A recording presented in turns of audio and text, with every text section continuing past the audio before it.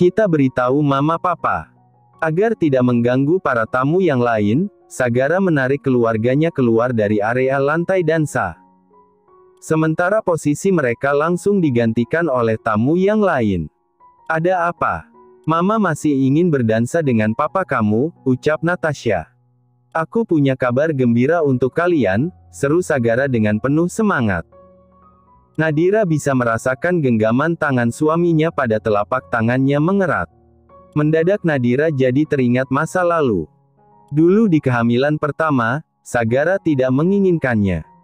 Karena kehamilan itu akan mengikat mereka dalam ikatan yang lebih kuat, sedangkan Sagara tidak menginginkan ikatan apapun dengan Nadira. Tapi sekarang, di kehamilan kedua ini, Sagara terlihat sangat bahagia dan penuh sukacita. Sampai tak terasa air mata Nadira mengalir. Terharu. Rasa-rasanya tidak menyangka laki-laki sekeras, seegois dan menyebalkan suaminya bisa berubah menjadi sosok laki-laki baik, lembut dan penyayang seperti sekarang. Kadang-kadang Sagara juga masih keras kepala dan sedikit kasar, tapi pada orang lain. Sedangkan pada Nadira, Sagara selalu lembut. Kabar apa? Tanya Prayoga. Istriku hamil, Pak, lihat ini, Sagara menunjukkan tespek 2 garis merah pada mereka, kalian akan punya cucu lagi. Hiro, Sonia, Kak Derek, Jasmine, kalian juga akan punya ponakan baru. Syok, tentu saja. Bahagia, tidak usah ditanya lagi. Keheningan beberapa saat karena keterkejutan mereka mendengar kabar bahagia itu, kini berubah menjadi riuh tawa. Nak, Handaru mendekati Nadira ingin memeluk putrinya namun. Prayoga tahu-tahu muncul dari belakang dan menyerobot lengannya, sehingga posisi Handaru bergeser ke samping kanan. Cek, menyebalkan sekali. Handaru harus bersaing untuk mendapatkan perhatian cucu mereka. Dan sekarang dia harus bersaing mendapatkan perhatian putri kandungnya sendiri dengan Pak Tua menyebalkan ini. Handaru jengkel sekali sekarang. Kamu beneran hamil? Iya, Pak. Ini kabar yang sangat membahagiakan. Papa senang mendengarnya. Terima kasih menantuku. Papa tidak sabar menantikan kelahiran cucu kedua Papa. Bisa tolong menyingkir, ayahnya juga ingin bicara dengan putrinya, jengkel Handaru. Oh, sejak kapan kamu berdiri di sini? Aku tidak menyadari keberadaanmu. Gara-gara kamu tiba-tiba datang. Kamu juga langsung menyerobot. Harusnya saya dulu yang bicara dengan putri saya. Saya ayahnya. Ya mana saya tahu kamu di situ, Prayoga bergeser. Semua orang di sana hanya tertawa melihat pertengkaran kecil Prayoga dan Handaru. Padahal mereka sahabat dekat, baik di kehidupan sehari-hari maupun di dunia bisnis. Tapi kalau masalah percucuan, tiba-tiba mereka jadi rival sengit. Nah, kini Handaru dan Marsyanda yang berbicara. Mama bahagia sekali mendengar kabar ini. Dari kursi rodanya Marsyanda mengusap perut Nadira yang masih rata, Mama juga tidak sabar menantikan kelahiran cucu kedua Mama. Semoga kamu dan janin dalam perut kamu sehat selalu sampai tiba saatnya melahirkan nanti. Amin, semua mengaminkan doa Marsyanda. Sayangku, Hiro mendekat dan tiba-tiba memeluk Nadira sampai tubuhnya terangkat dari lantai. Sagara langsung mendelik. Peluk ya peluk aja. Nggak usah diangkat-angkat gitu, kesalnya. Aku terlalu bahagia. Hiro menurunkan Nadira sampai kakinya menapak di lantai dengan hati-hati, lalu mengendurkan pelukan. Aku tidak sabar menantikan ponakan baru. Semoga saja perempuan. Dia pasti secantik kamu. Iya, Kak. Tapi laki-laki atau perempuan sama saja. Hiro mengangguk, iya, yang penting kamu sehat selalu. Selain itu, aku dan Sonia juga akan segera menyusul. Mungkin anak kita nanti akan seumuran dan mereka bisa bermain bersama. Hiro, Handaru langsung menajamkan mata. Apa maksudnya kamu dan Sonia akan menyusul? Heran Prayoga. Om Kepo, Hiro menjawab dengan candaan. Mereka satu persatu memeluk Nadira dan mengucapkan selamat serta rasa haru.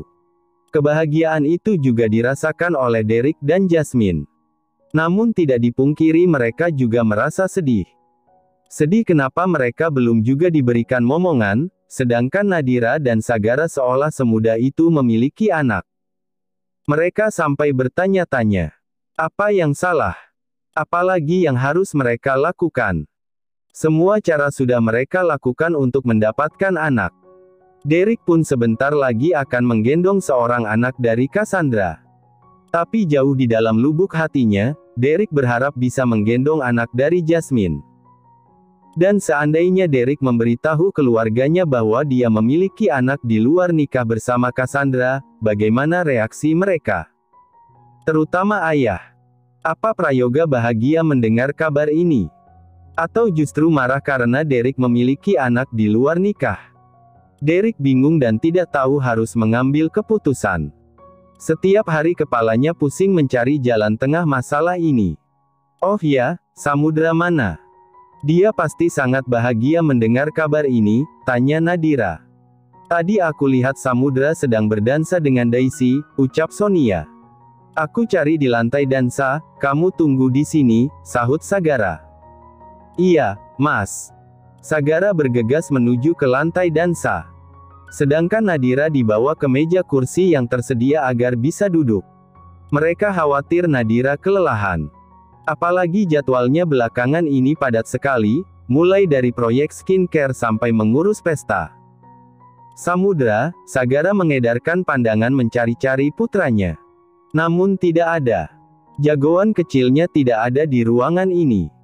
Sementara di sisi lain, Samudra, Daisy, panggil Cempaka sambil menyusuri lorong. Di belakangnya, Roger juga memanggil nama kedua bocah itu sambil mengedarkan pandangan ke sekeliling. Terhitung sudah 15 menit mereka mencari Samudra dan Daisy. Mulai dari dalam ruangan sampai keluar ruangan seperti sekarang. Namun belum ketemu juga. Tidak ada tanda-tanda keberadaan mereka. Atau jangan-jangan mereka main petak umpet. Kamu tahu kan, pikiran anak kecil itu sangat random sekali, sayang. Kemarin saja Daisy ingin menguras kolam renang dengan sendok. Mungkin saja, Mas. Mungkin saja mereka main kejar-kejaran, main petak umpet atau penasaran dengan gedung ini dan berkeliling. Saat pesta dansa dimulai tadi, kita sibuk sendiri. Kita tidak memperhatikan mereka. Dan mereka mengambil kesempatan itu, untuk kabur. Roger mengangguk, kemungkinan besar memang begitu. Dua bocah itu kalau sudah disatuin bandelnya bukan main. Ayo, Mas, kita cari lagi. Mereka melanjutkan pencarian. Menuju ke area lebih belakang gedung. Area ini ada dua gedung. Gedung utama untuk pesta, sedangkan gedung yang satunya, khusus untuk keluarga atau panitia yang sedang menyiapkan acara. Biasanya keluarga melewati gedung yang satunya melalui pintu khusus, kemudian lanjut menuju ke gedung utama. Gedung utama terdiri dari dua lantai. Lantai satu sangat luas sedangkan lantai dua berbentuk seperti balkon terbuka.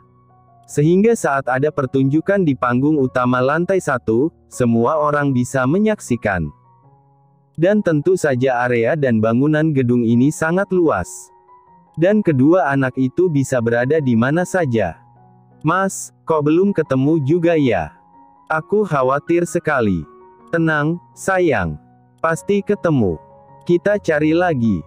Mereka terus mencari, menyusuri teras belakang gedung, hingga tiba-tiba. Mas, itu. Cempaka mematung di tempat dengan pandangan mata tertuju pada sosok kecil yang tergeletak di dekat pohon. Cempaka sampai ngefris saking syoknya melihat anak kecil itu yang tak lain adalah putrinya. Daisy, Roger bergegas ke sana. Cempaka mengikuti juga. Daisy bangun, nak. Daisy, Roger menepuk-nepuk pipi putrinya.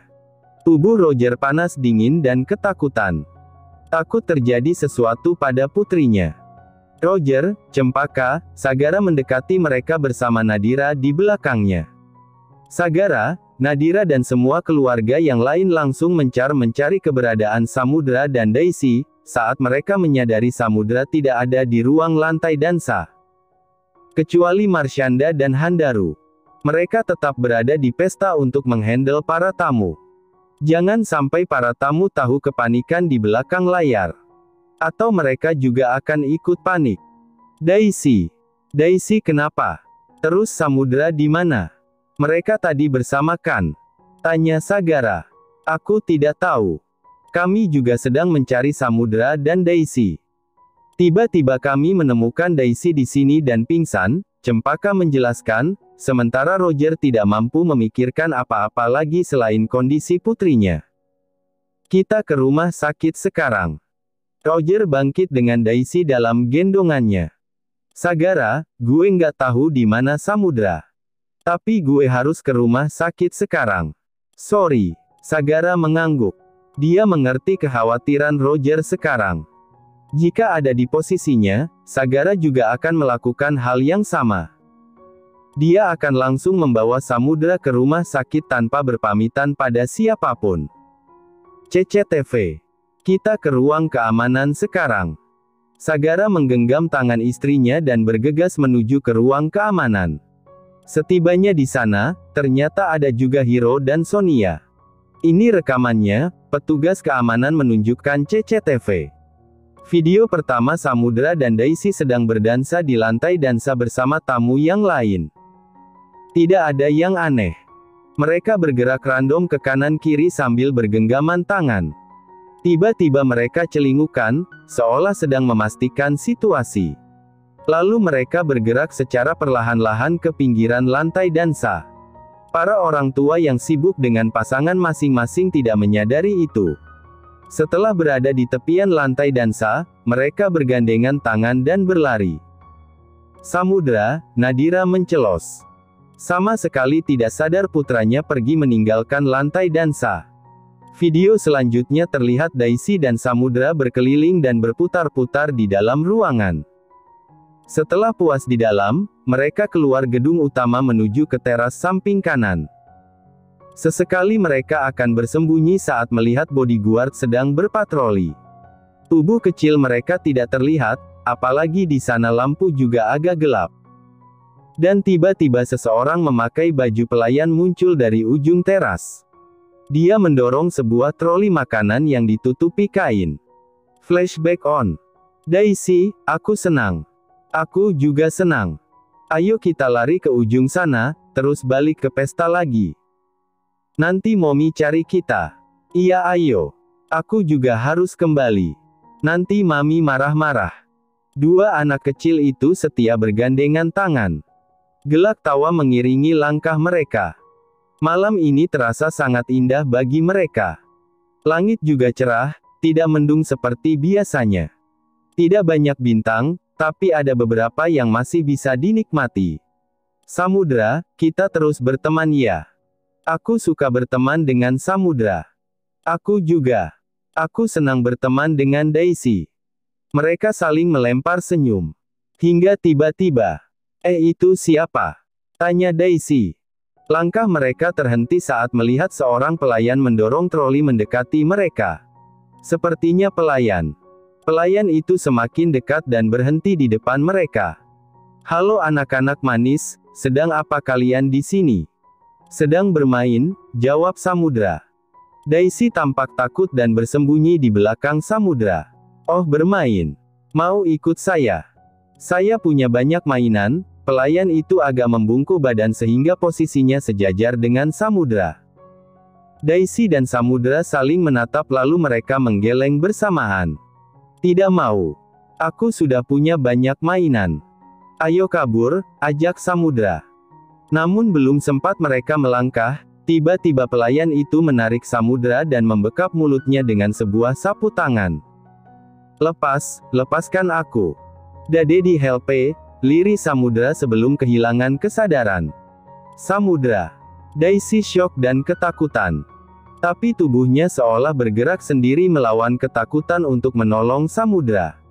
Dengan tangan-tangan gemetar, Daisy menarik pelayan itu saat memasukkan Samudra ke bagian bawah troli.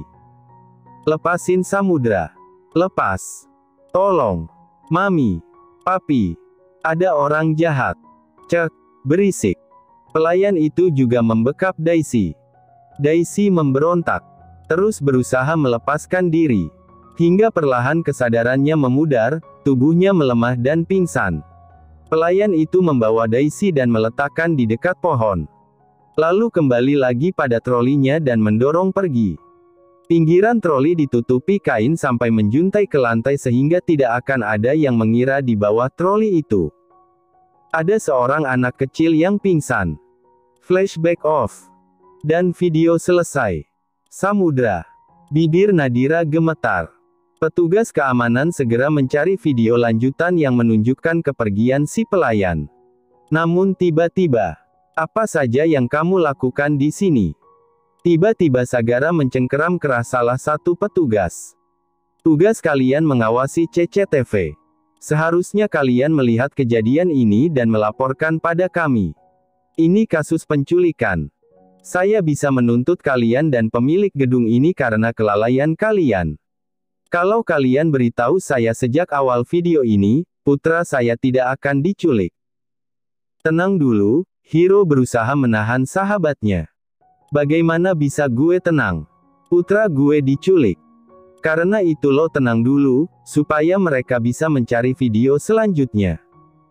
Agar kita bisa menemukan keberadaan pelayan itu dan Samudra. Sagara berdecak dan mengerang keras. Dadanya naik turun dengan emosi memuncak. Mas, Nadira menyentuh lengan Sagara. Sagara menarik istrinya dalam pelukan, putra kita akan baik-baik saja. Jangan khawatir dan tertekan. Kamu sedang hamil, sayang. Sagara menenangkan Nadira sembari merogoh ponsel di saku. Dia menelpon Levi, kepala keamanannya. Malam ini Sagara menugaskan Levi dan bodyguard untuk menjaga gedung. Halo, Pak. Ada seorang pelayan yang menculik Samudra. Blok semua jalur keluar gedung. Periksa setiap mobil yang keluar. Baik, Pak. Tapi apa tidak apa-apa kita melakukan itu pada para tamu? Mereka bisa tersinggung. Saya lihat banyak tamu orang-orang besar. Sagara berdecak, saya tidak peduli. Periksa semua mobil yang keluar dari gerbang. Koordinasi juga dengan bodyguard yang dibawa Hiro. Baik, Pak. Akan kami laksanakan. Sagara mengakhiri panggilan dengan nafas memburu. Jumlah tamu undangan kurang lebih 3.000 orang. Bodyguard yang mereka sewa sekitar 200 yang terdiri dari 50 perempuan dan 150 laki-laki. Mereka membaur dan menyamar. Ada yang menjadi satpam, menjadi tamu, menjadi pelayan dan lain-lain. Jumlah bodyguard sebanyak itu seharusnya sudah cukup mengamankan kondisi. Tapi Sagara masih kecolongan. Ini video lanjutan. Pelayan itu memasukkan Samudra ke dalam karung sampah dan membuangnya bersama dengan sampah yang lain di truk ini, ucap petugas keamanan. Bangsat. Sagara rasanya ingin menghancurkan apapun di sekitarnya. Berani sekali pelayan itu memasukkan putranya ke dalam karung dan membunuhnya bersama sampah. Dan truk sampah itu sudah meninggalkan gedung, Pak, melalui gerbang belakang. Sagara langsung menelpon Levi dan menyuruhnya menghentikan pemeriksaan pada para tamu. Kirimkan video itu pada saya. Petugas keamanan itu mengirimkan potongan video CCTV itu pada Sagara. Lalu Sagara mengirim video itu pada Levi untuk mencari truk sampah itu. Setelah itu mengakhiri panggilan dengan Levi. Aku akan mencari truk sampah itu. Kamu di sini saja bersama suaminya dan yang lain. Aku ikut. Sayang, please, Sagara menggenggam tangan istrinya, aku tahu kamu sangat mengkhawatirkan Samudra. Kita semua juga khawatir. Tapi aku juga tidak mau kamu kelelahan. Percayakan saja padaku. Aku pasti akan menemukan putra kita. Iya, Mas hati-hati. Kak Hiro juga hati-hati. Hiro dan Sagara mengangguk bersamaan lalu mereka bergegas keluar ruangan keamanan. Sementara Sonia mengajak Nadira menuju ke kamar saja untuk beristirahat. Kamar ini berada di gedung satunya lagi. Bagaimana bisa kita kecolongan?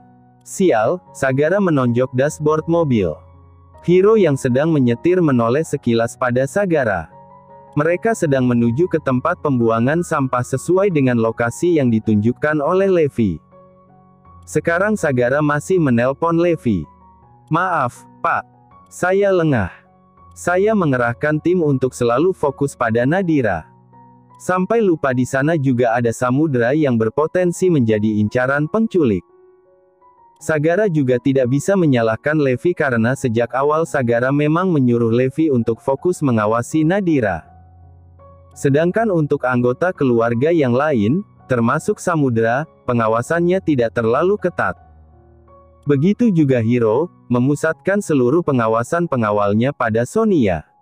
Sagara mengakhiri panggilan dan bersandar lemas di punggung kursi. Salah gue, Sagara mengepalkan tangan dan menonjok dahinya sendiri, semua ini salah gue. Gue terlalu fokus pada Nadira sampai lupa ada Samudra yang masih kecil, yang tidak bisa apa-apa jika ada yang membawanya. Gue ayah bangsat.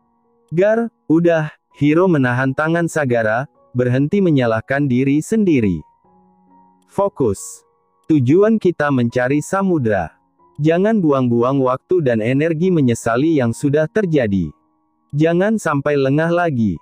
Hiro menepuk kuat pundak Sagara. Memejamkan mata, Sagara menarik nafas dalam-dalam dan mengeluarkan perlahan. Sagara begitu marah pada dirinya sendiri sekarang. Tapi dia juga tidak punya waktu untuk itu. Dia harus fokus mencari Samudra. Sayang, maafkan Dedi. Maaf atas kelalaian Dedi. Jangan khawatir, Dedi akan segera menemukan kamu. Sekian menit perjalanan akhirnya mereka tiba di tempat pembuangan sampah. Di sana sudah ada Levi dan 10 bodyguard lainnya. Mereka mengorek-ngorek tumpukan sampah yang dibawa oleh truk tadi.